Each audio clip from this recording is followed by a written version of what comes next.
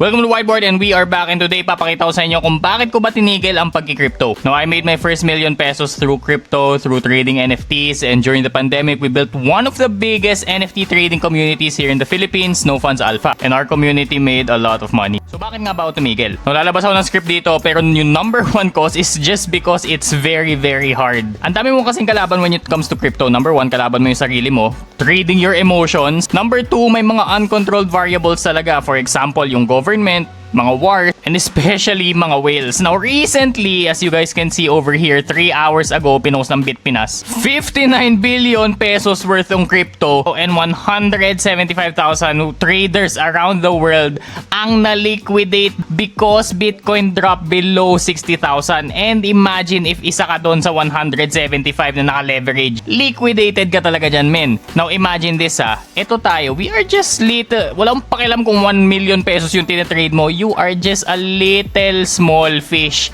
in the ocean compared to the whales out there na $1 million yung tinitrade at yung buying power. Now, if may ₱1,000,000 ka, ikaw pa to, diba? Small fish in the ocean. Paano na lang kung tigpa 5K pesos lang yung tinitrade mo or even less than 5K? Now, listen closely bago ka magdadadada dyan. I don't care what you say. Crypto, no product. Walang use case talaga. Now, I used to be one of the people, especially when it comes to NFTs, na sinishil ko na, hindi may use case yan. Imagine mo yung mga land titles, imbes na ipadaan pa sa papers, diba? Magiging NFT na lang. And doon na yung proof of history. But then again kasi, when you come to think of it, lahat ng implementations ngayon ng crypto, and it's been such a long time since crypto 2008, and hanggang ngayon, wala pa ding firm set na ganun. Wala pa ding na-apply, men. So, eventually, we have to give up. Diba? Now, with AI, a lot of money kasi ngayon sa market sa AI na napupunta instead of crypto. Kaya, I do think na nagdidip din to. Again, we mine crypto using GPUs and other computational power. Pero ngayon kasi, yung market papuntang AI Kasi ito, may actual use case. People are actually using it. And with the short amount of time na naging mainstream siya, almost all businesses are starting to use AI. A lot of work is starting to use AI. Unlike crypto na sobrang tagal ng pag-implement nito. So the trend really is going to AI rather than crypto. And all the money is flowing into AI, especially mga computational and energy money na pupunta sa AI instead of crypto. Kasi may mga kilala naman ako na naging successful when it comes to crypto. So bakit ako titigil mag-crypto? Now, I'm not sure if familiar ka sa illustration na to, pero I'm gonna teach you guys something called survivorship bias. Sana maintindihan nyo yan. Pero may story kasi na during the World War II, may airplane na naglanding. Okay, after a lot of airplanes na nawala, may airplane na naglanding tapos andito yung mga bullet holes niya. Sabi ng mga researchers, sabi nila, para mas madaming tayong masave na airplanes, kailangan natin i-reinforce. Lagyan natin ng bulletproof itong mga parts na to kasi dito madaming binaril. May sense naman, di ba? Diyan madaming binaril. Meaning, yan yung mga parts na dapat takpan natin para maging bulletproof. Pero here's the thing, naka-land successfully tong airplane na to. So bakit ito yung ibu-bulletproof mo? Dapat ito yung ibu-bulletproof mo.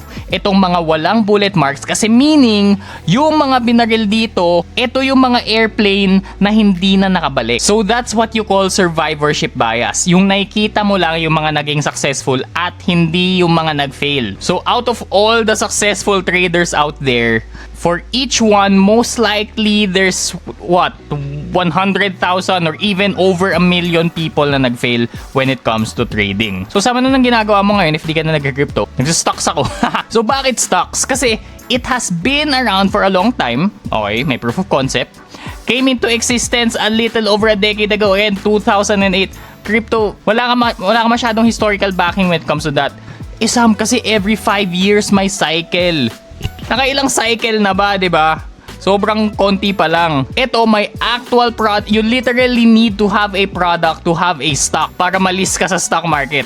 Ito, pwede ka mag-meme coins, di ba? Walang product pero labas.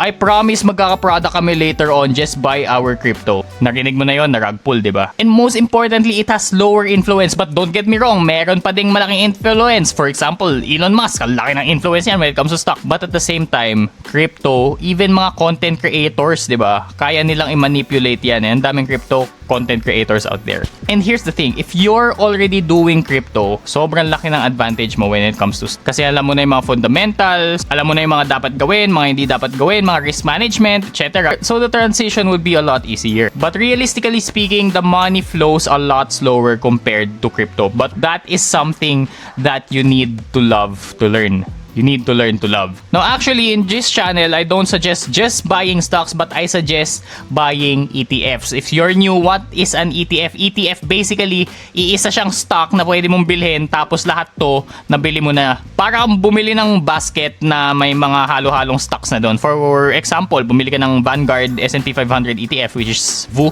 Lahat yan, Apple, Nvidia, Microsoft, Google, Apple, Amazon, whatever. Lahat yan nandun na. Tapos naka-spread na lang siya throughout that. Tapos iba na yung nagmamanage for you. Now actually, what I do right now is I just work full-time and buy VU, increase my cash flow and buy more VU, and projected by the time I retire at around age 40 years old, I'm earning passively 6 digits a month. Just because of the capital gains na binibigay nito, historically speaking, which is around 10%, 8% per year. And that has been running since 1957, hindi since 2008 like crypto. So yung average niya is a lot more spread out and a lot more computated and a lot more credible. Now baka isipin mo, Sam, 10% per year, ang bagal naman yan. Tignan mo tignan mo. Over 5 years, the S&P 500 has gained over 71%. But when you look at Bitcoin, it has gained over 142%. Shock! Oh, Sam, what's your point? Halos doble, di ba? Literal na doble yung kinita ng Bitcoin. Pero that is if you bought at exactly the right time. Compared to, let's say, last year ka lang nag-start ng crypto. Pag nag-start ka ng S&P 500, kumita ka ng 20%. Pag nag-start ka ng crypto, nag-lose ka ng 36.76%. And who knows when this is going up? Pero ako, may backing. Historically speaking, this will go up. Of course, may konting risk, especially when you're closer to retirement. Pero now, since medyo bata ka pa, you have a lot of time to play when it comes to investing in ETFs. And remember, when it comes to investing for ETFs and stocks, compound interest is crazy. So the earlier you start, the better. Now, if you're interested in investing in ETFs, I actually suggest these two platforms. Now, before sinasabi ko, GoTrade lang gamitin mo, GoTrade lang gamitin mo. And that is because IBKR is a bit trickier to use. Pero if you have time to learn IBKR, then why not? I think it's better. But at the same time, if you're a beginner and ayaw mo masyado sumakit yung ulo mo, go ahead, go out, try GoTrade. You can check out the description below. Nandun yung link ko and you get free $2 there if you use my link. And if may experience ka na sa crypto, if kaya mo naman sa tingin mo yung mga complicated na trading interfaces, then you can check out IBKR. Now, do note lang na yung conversion fees when it comes to doing this might be a bit trickier. So, kailangan mo talagang hanapin yung best way na mas ma-minimize yung fees. Unlike sa GoTrade na honestly, naka-embed na dun sa Forex exchange nila mismo yung fees. Pero, you just do your computation kung ano sa tingin mo yung better for you. Pero again, for beginners, I suggest GoTrade. And if you're more experienced, I suggest IBKR. Now, you can start with using GoTrade and later transfer to IBKR. That's up to you, whatever. Anyway, that's pretty much it. And comment down below kung nag-crypto ka pa ba or hindi. At kung hindi, bakit tinigil mo. And check out my other videos on how to invest. And subscribe para hindi ka mamatay na brokey.